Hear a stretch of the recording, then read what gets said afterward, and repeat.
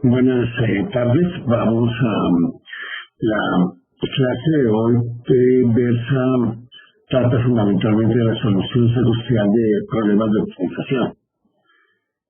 Vamos a ver que eso es bastante utilizado, que es algo de lo que debemos aprender a tener conciencia de lo que puede pasar, de cómo se puede manejar con los problemas y el impacto que tienen.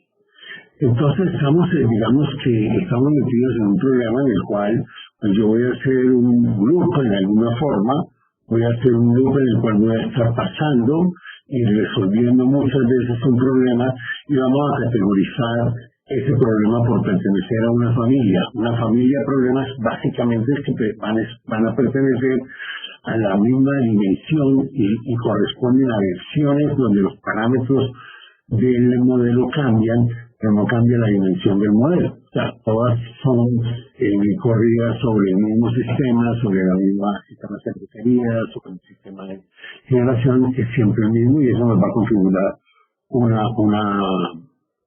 una familia de problemas. Podríamos estar viendo entonces aplicaciones de este caso, pues por ejemplo es algo que se llama DA, Data Environment Analysis, que es análisis de eficiencia de unidades productivas, en el cual si yo tengo un banco que tiene 100 filiales y quiere determinar cuál es la eficiencia de esas filiales, que tienen cada una características muy diferentes, y la forma de resolver este problema y de poder hacer el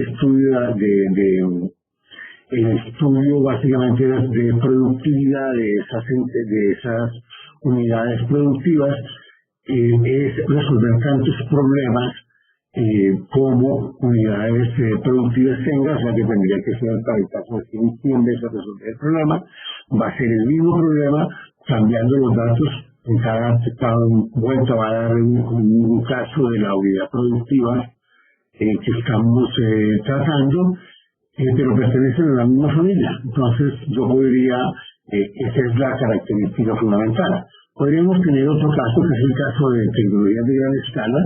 En general, por ejemplo, acá tenemos la de Vendex, pero va a aplicar también para la relación lagrangiana y para cualquier tecnología de gran escala, que normalmente lo que hace es dividir un problema en varios problemas, partirlo y descomponerlo, como cuando se ha analizado las partes de partición y descomposición de problemas, donde en este caso al menos se me quedan dos familias de problemas. El problema coordinador, que tiene una estructura, que pertenece a una familia, tiene ciertas características, y los subproblemas que tienen también una estructura y pertenecen a una familia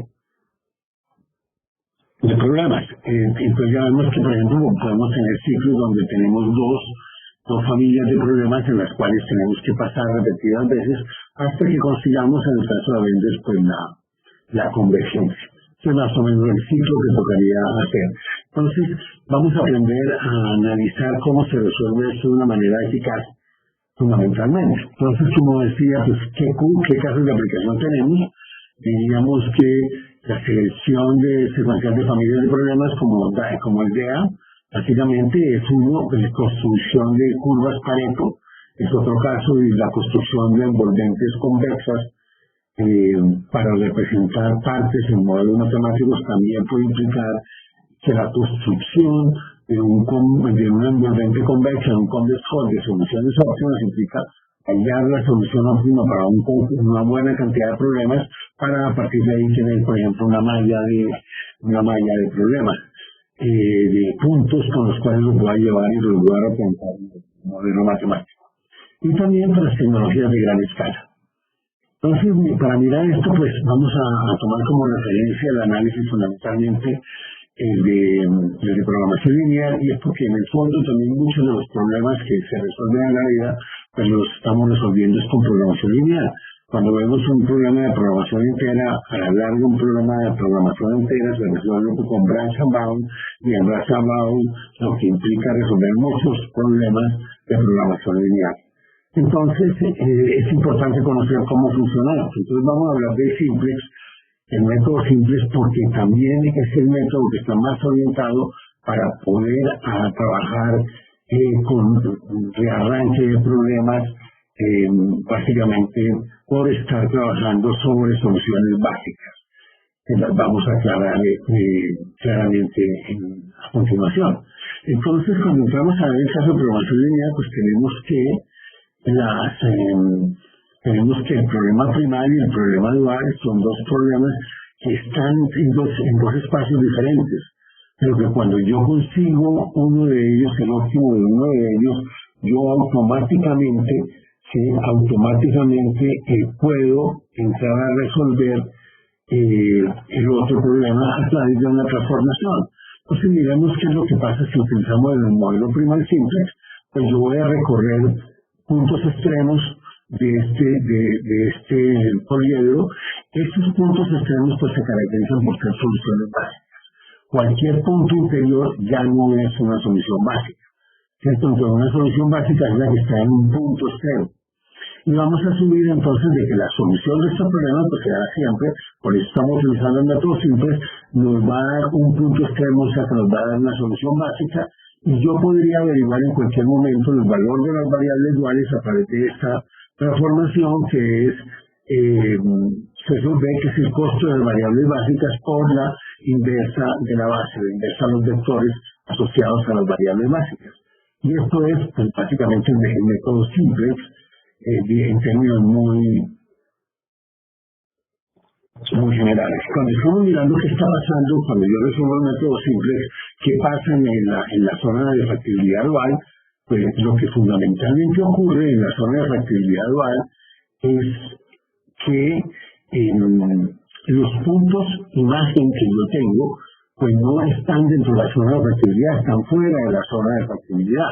Y el primer punto, cuando yo llego al óptimo, entonces voy a conseguir un punto, una solución factible, óptima para el dual, y también que es una solución básica del dual. Porque el dual también tiene, acordémonos que el dual es un problema de programación lineal, y que por lo tanto lo que se cumple acá, se cumple acá, sino que son dos problemas que trabajan en dos espacios diferentes, este en el de las variables duales y este en el de las variables primarias, y con toda la teoría de la dualidad y analizando pues con esta regla de conversión que las variables duales definidas como C sub B por B a la menos 1, pues yo puedo encontrar en cualquier momento una imagen, y lo que me va a cumplir cuando la analizo es que todos los puntos que yo estoy recorriendo, las imágenes de lo que estoy obteniendo, pues están fuera de la zona de factibilidad dual. Tenemos dos zonas de factibilidad, la primal y la dual. ¿Sí?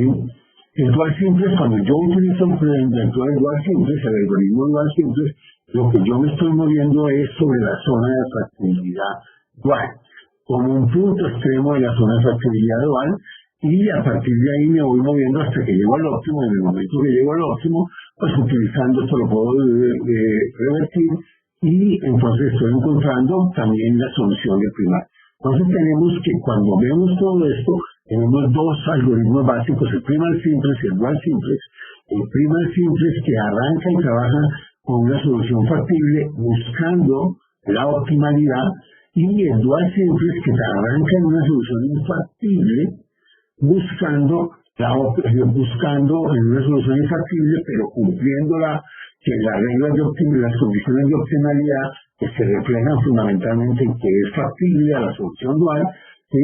Y lo que está tratando es de buscar la factibilidad en las X. Esos son los dos grandes algoritmos básicos. Hay un tercer algoritmo, que es el primal dual de Lemke, que pues tiene otras reglas de movimiento. Por ahora nosotros todo este análisis lo vamos a hacer utilizando y racionalizando el uso de estos dos algoritmos. Entonces ya sabemos cómo se mueven, ¿sí? Lo que yo estoy haciendo, entonces básicamente es lo que vamos a utilizar a futuro, ¿sí? Cómo se mueven estos algoritmos. ¿Qué nos preocupa? Vamos a definir entonces por ahora un modelo de programación lineal que va a tener esta estructura. Esta es la estructura convencional de un modelo de programación lineal, que yo lo parametrizo en el vector de costos, la matriz de relaciones funcionales, el vector de recursos y el vector de cuotas. Y es un problema que cumple con esta estructura, con minimizar o maximizar. En este caso vamos a considerar minimizar z igual a la función objetivo z respuesta a x, dadas las restricciones a x menor o igual que b. Yo podría tener otras restricciones adicionales, en este caso se va a analizar por facilidad y las restricciones de cotas. Es importante tener en cuenta que cuando yo tengo restricciones de cotas, lo más eficaz para mí, para resolver el problema, es que esto se maneje de manera independiente a las relaciones funcionales. O sea, yo podría convertir todo esto en relaciones funcionales en el tiempo que no hace identidad, pero eso no es conveniente para el algoritmo. Sin embargo, los algoritmos eficaces, los algoritmos ya hechos sobre los cuales se desarrolla, tienen una primera parte de trabajo en el cual ellos cuadran todo lo que tengan que acomodar para poder trabajar bien. Entonces, si yo llegara a pasar esto hacia este lado, él lo va a descubrir y me lo va a reorganizar de la mejor manera posible. Por otro lado, si llegara a tener cotas inferiores en diferentes de cero, entonces lo que hace normalmente, esto es muy fácil de corregir, de cumplir, alguna redefinición de variables con respecto a la cuota, de tal forma de que ahora yo a todas las variables le estoy quitando la L y arranco que la nueva variable transformada pues arranca en L fundamentalmente. Y entonces con ese cambio de variable puedo resolver el problema y después volver a hacer el cambio de variable para entregar los resultados al usuario final.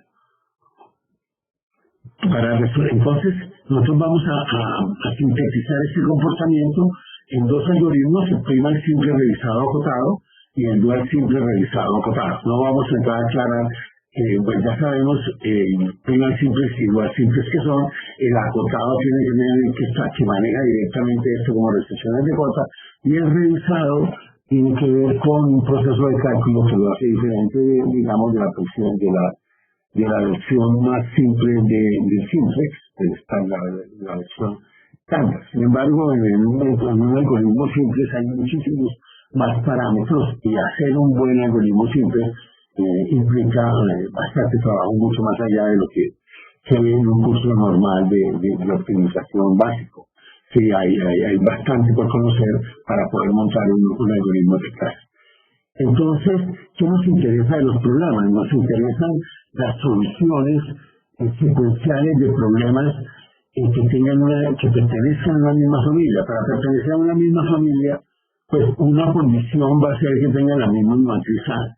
Una condición no necesaria, pero que es suficiente, es que, mire, si en la solución I va a ser el índice del orden del problema I más 1 del problema I más 1, el siguiente, entonces si todos tienen la misma matriz, pertenecen al mismo espacio de dimensión. Yo podría tener que pertenecen realmente a la familia, lo que yo estaría definiendo es por la dimensión, lo que representa. Una familia puede representar una cervecería, y entonces pues, todos los problemas que se generan para esa cervecería pertenecen a la misma familia. Yo le puedo cambiar los parámetros, la demanda, la productividad y todo eso, y siguen siendo de la misma familia. Pero lo que más nos va a interesar va a ser el caso cuando la matriz A es constante. Cuando la matriz A no es constante, entonces estamos en un problema que no vale la pena, o que por lo menos ahora no lo vamos a analizar como volverlo eficaz. Por lo tanto, cuando las matrices son diferentes, pues no aplica esto. Básicamente, ¿qué es lo que queremos hacer en esa solución de problemas secuenciales cuando cumplen con pertenecer a una familia? Entonces, ahora tengo parámetros que, con excepción de la matriz A, los parámetros que definen el problema, pues todos pertenecen al problema I que yo voy a resolver, ¿sí? En cualquiera de los casos que mencionaba previamente. Lo que yo voy a tratar de hacer es que, como estoy resolviendo una cantidad de problemas, pues yo tengo una alternativa siempre, que es volver a arrancar de cero. Y entonces el algoritmo arranca desde cero y hace todo desde cero. Pero yo podría reoptimizar partiendo de una solución inicial que yo conozca. Esto lo puedo aplicar y eso va a ser útil para muchas cosas, y se ve también en algunas aplicaciones, cuando vemos, por ejemplo, los benchmarks, de utilizar vendors y arrancar con una previa solución y arrancar sin la solución previa, si no es de cero, pues da ventajas en la gran mayoría de ellos que se utiliza. No siempre, no tiene por qué ser así, pero en la en general se va a dar así. ¿Qué es lo que ocurre entre dos problemas? Pues entre los dos problemas, alguno de estos vectores tiene que haber cambiado. Y cuando cambian, entonces tenemos que mirar cómo cambian dos elementos fundamentales de todo lo que son nuestros algoritmos: la factibilidad y la optimalidad. Ya sabemos que la factibilidad se cumple cuando se cumple la zona de factibilidad primal, y la optimalidad se cumple cuando se resuelve el problema dual, que implica cumplir con las restricciones del problema dual. Cuando yo tengo una solución de variables duales y satisface la zona de factibilidad dual, digo que satisface las condiciones de optimalidad. Entonces, ¿qué es lo que estamos tratando de hacer? Hacer un procedimiento, entre comillas, óptimo, que recobre la optimalidad lo más rápidamente posible, comparado con volver a abarcar el problema desde cero cuando yo hago el paso de I a I más 1. Eso es básicamente lo que nosotros vamos a hacer. Porque nosotros nos vamos a pensar, estamos en el paso I, tengo una imagen dual, tengo una imagen primal y una imagen dual, y ahora voy a moverme y tengo que ver si me estoy moviendo. Este es el primal siempre se mueve sobre la zona de factibilidad primal y el dual siempre sobre la zona de factibilidad dual. Y entonces, pues este problema podemos tener varios casos. Vamos a analizar los más sencillos, porque pues ya en la realidad podríamos tener otros casos que le ponen a la persona a pensar y a construir formas de resolver de manera eficaz los problemas. Vamos a justificar ese trabajo después en la ganancia de tiempo y la diferencia entre hacer ese estudio y utilizar tecnologías o herramientas que están considerando estos aspectos. Entonces vamos a hablar de cuando estoy trabajando primas factibles, cuando yo cambio los costos, y vamos a considerar dos tipos de casos: cuando los costos pues simplemente cambian aleatoriamente, entonces no conozco cómo están relacionados, y la otra es cuando tengo un ordenamiento de los costos de tal forma que yo pueda garantizar que los costos en el problema I más 1 son mayores que en el I, o lo contrario, ¿sí? Dependiendo del problema, o lo contrario. Entonces, que yo los puedo ordenar y puedo garantizar este ordenamiento. ¿Eso cuándo lo puedo hacer? Cuando estoy, por ejemplo, generando convex hull, ¿sí? Vamos a ver que una de las formas de resolverlo es, uno le toca decidir cómo lo resuelve, y hay formas de resolverlo más eficazmente, porque yo me estoy moviendo, digamos, en una dimensión. O sea, cuando yo sigo, por ejemplo, también con esto, otro ejemplo similar es el de una curva Pareto. Si yo estoy haciendo una curva Pareto entre costo y atención al cliente, y tengo los dos indicadores, pues lo normal que uno va a hacer para construir esa curva Pareto va a ser resolver el problema. Tengo dos criterios: resolver el problema optimizando el criterio 1, después resolver el problema optimizando el criterio 2. Eso me da un rango de variación de los dos criterios, y ahora yo comienzo a moverme sistemáticamente en uno de los dos criterios, ¿sí? Entonces, si es el presupuesto, entonces yo pongo un presupuesto de 1000 más, pues después resuelvo un presupuesto de 1200, 1400, hasta que llega hasta 5000, que fuera el caso máximo. Entonces ese es un caso en el que aplica que yo puedo ordenar los parámetros. El caso dual factible es cuando las alteraciones en el vector de recursos, los cambios en el vector de recursos, y vamos a analizar los mismos dos casos: cuando es aleatorio, cuando yo no conozco estas relaciones, y cuando las puedo conocer, y ya estamos tomando acá de mayor igual, básicamente. Y hay un que vamos a llamar primal dual infactible, es cuando se mueve todo. Cuando se mueve todo, pues realmente ahora usted ya no tiene nada. Eso es lo que vamos a encontrar cuando se mueve todo. Y entonces, pues toca, aquí casi que, pues toca, hay varias alternativas a seguir. Y también yo podría presentarse el caso en el cual yo puedo ordenar como si fuera matricialmente, y ya no tener el problema en la fila I y en la columna J, y irme moviendo y tener realmente una matriz de problemas, no una secuencia, sino un conjunto de problemas que se hagan una malla en dos dimensiones o múltiples dimensiones, y también cómo los voy a resolver. Y vamos a ver que lo que yo haga pues me va a significar tiempo. Entonces vamos a analizar el primer caso, cuando el vector de costos cambia. Cuando ese vector de costos que cambia de I a I más 1, pues tenemos los dos casos.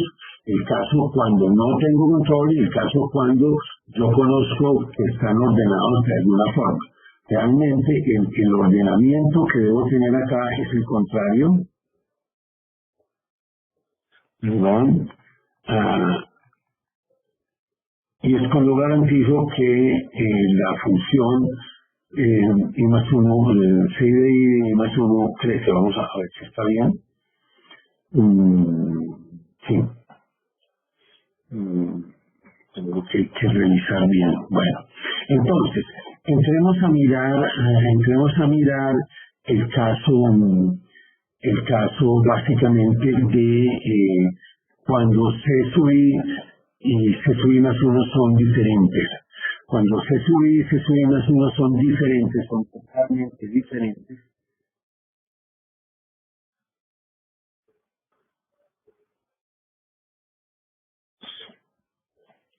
Ok,